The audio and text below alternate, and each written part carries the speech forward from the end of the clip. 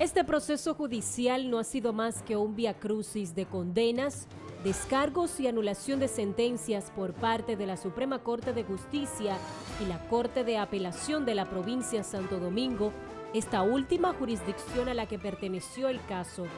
Un incidente ocurrido el 29 de mayo del 2005 en un lavadero de carros propiedad del padre de Afe Gutiérrez fue el detonante que se convirtió en la principal causa que más tarde los involucraría en una acusación de asesinato.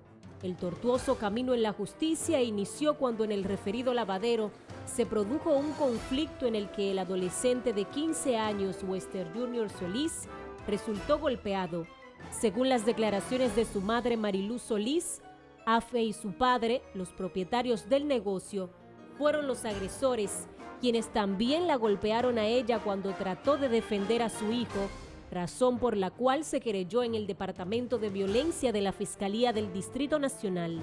Esta versión de los hechos fue negada siempre por los imputados. Ese día se apersonó el hijo de esa señora y le arrebató los lentes a un señor. Ese señor se abruzó con él, cayeron al suelo, los clientes, todos le fueron encima. Típico de lo que sucede cuando agarran un ladrón, que lo linchan. El que lo está esperando afuera en la pasola para emprender la huida es el que va y le informa a la madre de él que lo habían atrapado. Entonces ahí ella fue al negocio con una turba y nos emprendieron a todos los que estaban en el negocio, incluyendo a nosotros, los propietarios, a pedrada, botellazo, como están las fotografías que la misma fiscalía en el momento que se hizo el caso de golpe y herida aportó. Luego de eso, la señora fue al negocio de mi papá, habló con él, le dijo que si ella hubiese, nos contó de que su hijo, ella lo tenía robando, porque no tenía otra entrada, un sustento de un padre, y que ella había hecho eso de querellarse contra nosotros porque la habían inducido.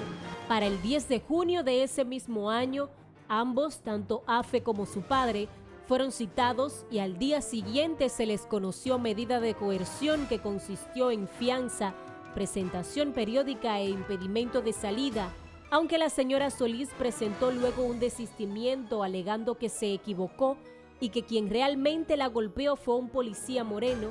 El Ministerio Público decidió encaminar un proceso judicial.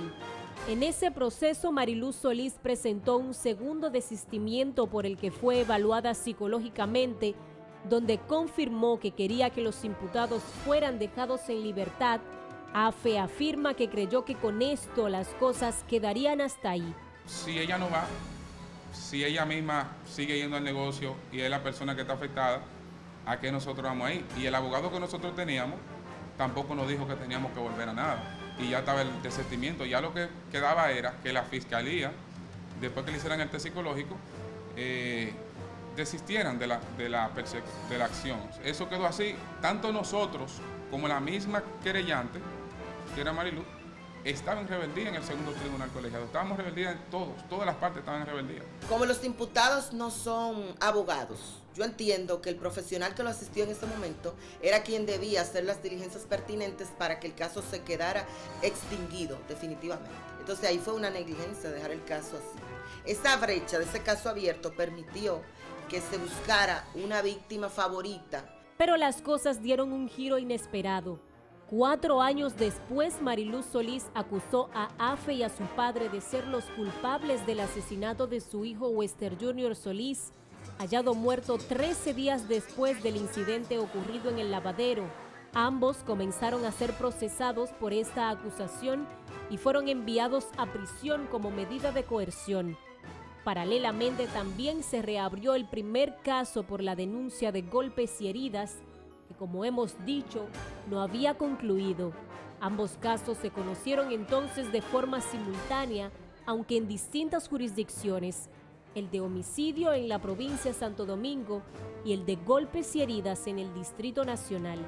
Ya en el juicio del primer caso por golpes y heridas, producto del incidente en el lavadero, Solís volvió a su posición inicial, sostuvo que tanto ella como su hijo fueron golpeados por Afe y su padre, añadiendo otros datos en sus declaraciones.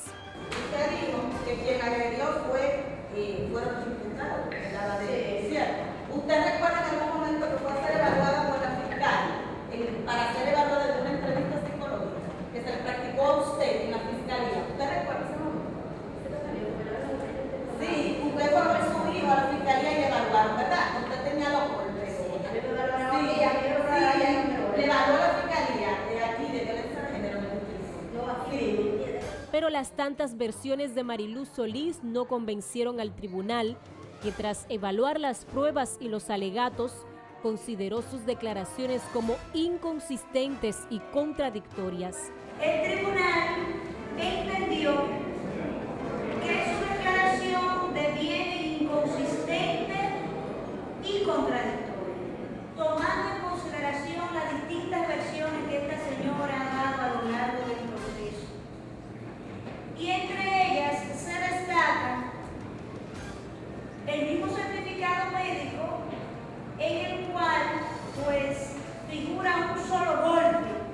Por ese caso, Afe y su padre fueron dejados en libertad No culpable. y ratificado luego su descargo, adquiriendo la autoridad de la cosa irrevocablemente juzgada, es decir, el cierre definitivo del caso.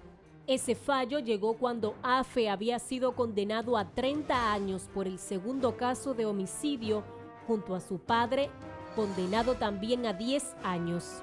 En una próxima entrega conocerá a fondo cómo fue el proceso luego de esta primera condena, los argumentos y pruebas que utilizaron para seguir intentando demostrar su inocencia y los alegatos de sus acusadores para continuar inculpándolos, pero además las razones de la demandante para pedir justicia por el asesinato de su hijo 4 años después de su muerte y no antes. Para Telenoticias, Yarilis Calcaño.